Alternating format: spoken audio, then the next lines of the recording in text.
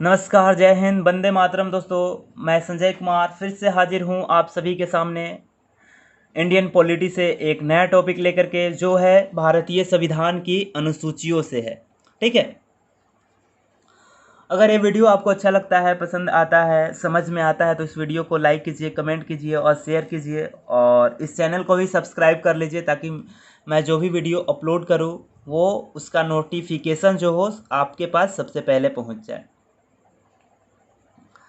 ठीक है दोस्तों, इस वीडियो को समझने के लिए इसे लास्ट तक देखिए। ठीक है, चलिए स्टार्ट करते हैं अपना वीडियो। फर्स्ट अनुसूची, पहले जो अनुसूची है उसमें क्या कहा गया है कि संघ राज्य क्षेत्रों के नाम एवं उनके केंद्र शासित प्रदेशों की सीमाओं का वर्णन किया गया है।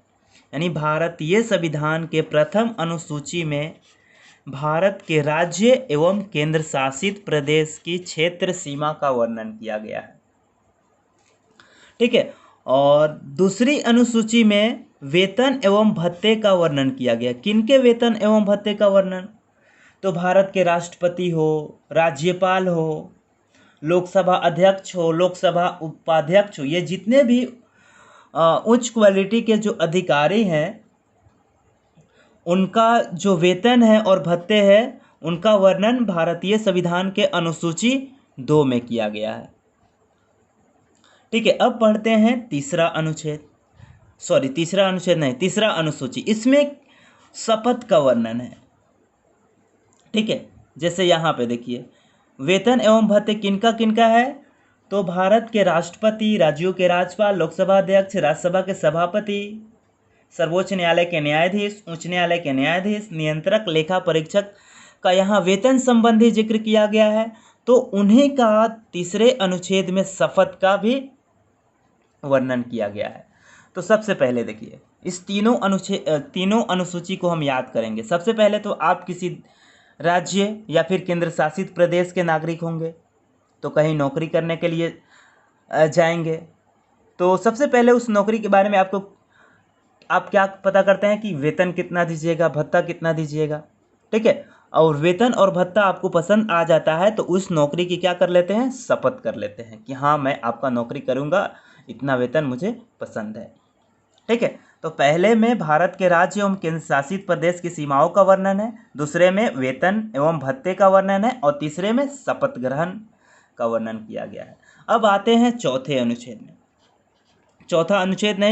अनुसूची में। ठीक है, इसमें क्या कहा है कि राज्यसभा में राज्यों एवं केंद्र शासित प्रदेशों के जो सीट है उसका आरक्षण किया गया है कि राज्यसभा में राज्यों से कितने सदस्य आएंगे, केंद्र शासित प्रदेश से कितने सदस्य राज्यसभा में आएंगे, और उनके लिए कितना कितना सीट आरक्षित किया गया है। इसके बारे में जो वर्णन है अनुसूची 4 में किया गया है। ठीक है, उसके बाद देखिए पांचवा में क्या कहा गया है कि अनुसूचित एवं जनजाति क्षेत्रों के प्रशासन का वर्णन। ठीक है, यहाँ देखिए 5 और 6 को एक साथ याद करेंगे।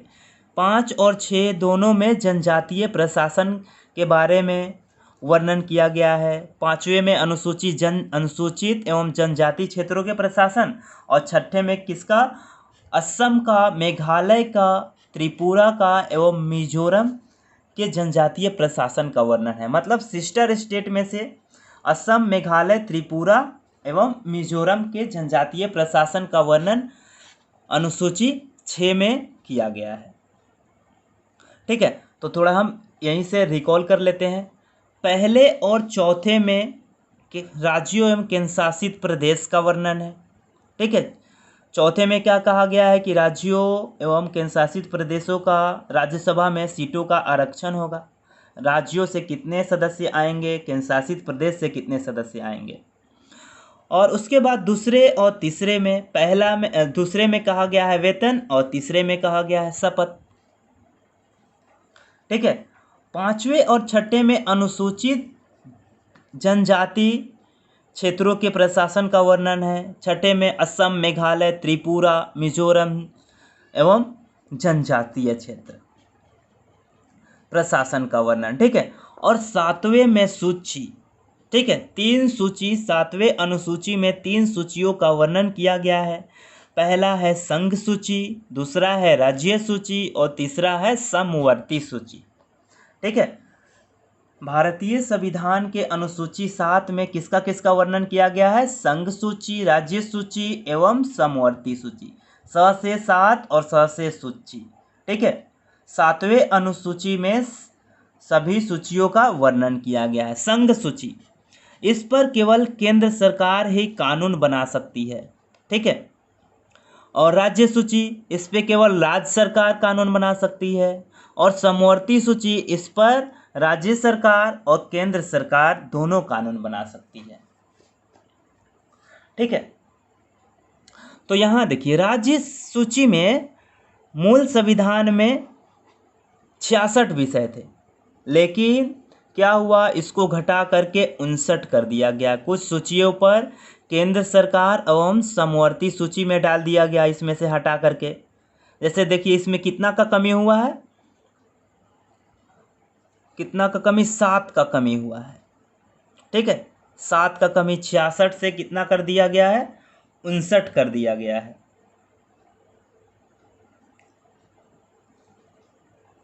सात की कमी हुई है, तो 7 की कमी हुई है, तो संघ सूची में 1 बढ़ा दिया गया है।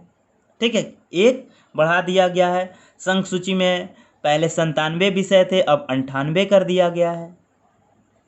उसके बाद समवर्ती सूची में पहले 47 विषय थे, तो उसको बढ़ा करके 52 कर दिया गया। इसमें 5 बढ़ा दिया गया है और इसमें 1 बढ़ा दिया गया है। और राज्य सूची में 7 जो विषय हैं वो कम कर दिए गए हैं। ठीक है, यानी राज्यों के अधिकार से वो छीन लिए गए हैं, वो संघ सूची में डाल दिए गए हैं और समवर्ती सूची में डाल दिए गए हैं।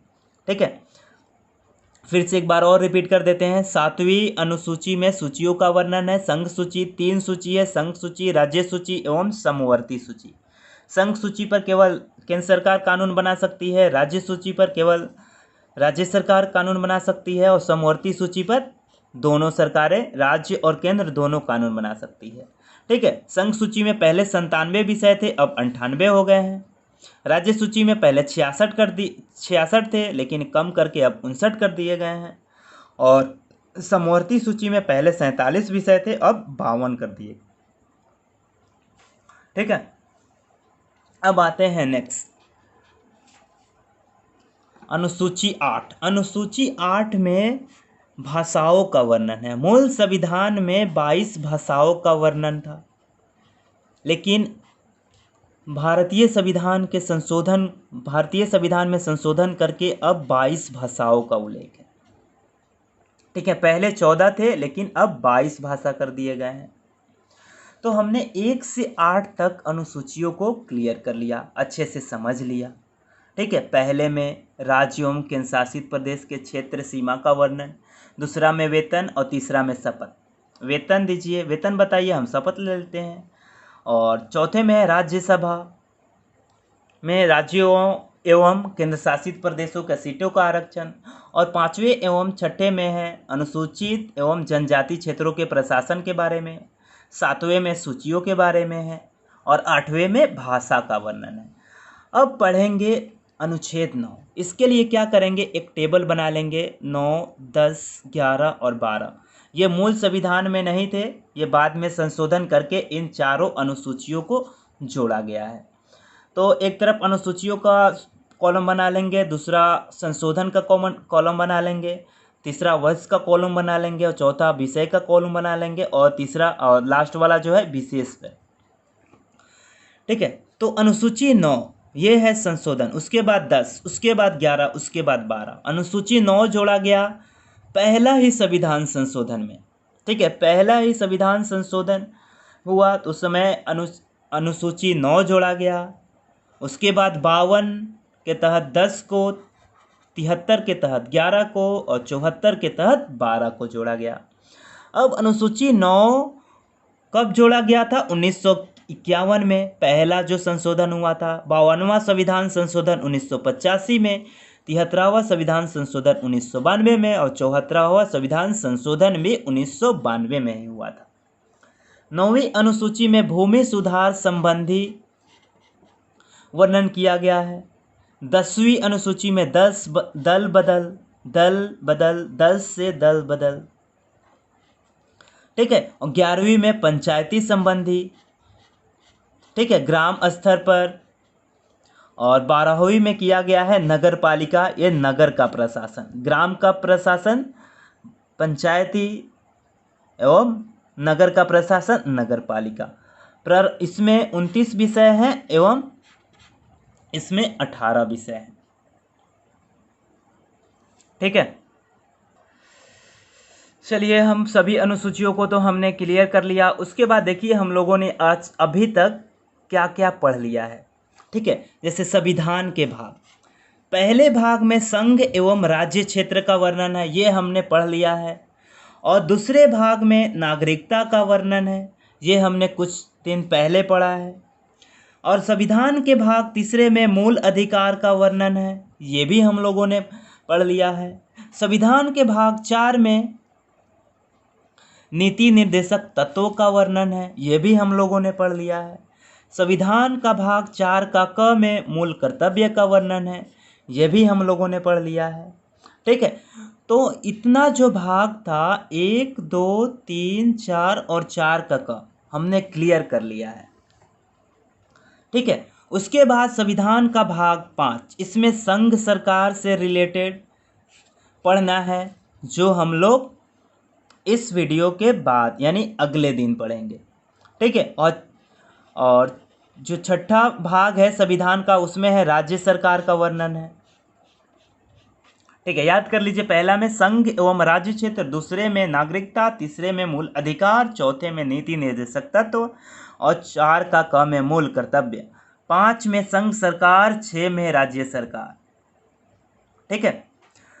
तो चलिए दोस्तों, मैं उम्मीद करता हूँ कि ये वीडियो आपको समझ में आया होगा। ये जो जितने भी टॉपिक मैंने आपको बताया है, आपके सामने प्रस्तुत किया है, वो आपको समझ में आया होगा। दोस्तों, अगर ये वीडियो आपको अच्छा लगा है तो इस वीडियो पे कमेंट कीजिए और बताइए कि ये वीडियो कैसा लगा है आपको। और इस वीडियो को ज़्यादा से ज़्यादा शेयर कीजिए और इस चैनल को भी सब्सक्राइब कर लीजिए, ठीक है। अगर ये वीडियो आपको पसंद आया हो तो इस वीडियो को सब्सक्राइब कीजिए और लाइक कीजिए। समझ में नहीं आया हो तो इस वीडियो को डिसलाइक कर दीजिए, ठीक है। दोस्तों, रिपब्लिक स्टडी चैनल से जुड़ने के लिए आप सभी का बहुत बहुत धन्यवाद।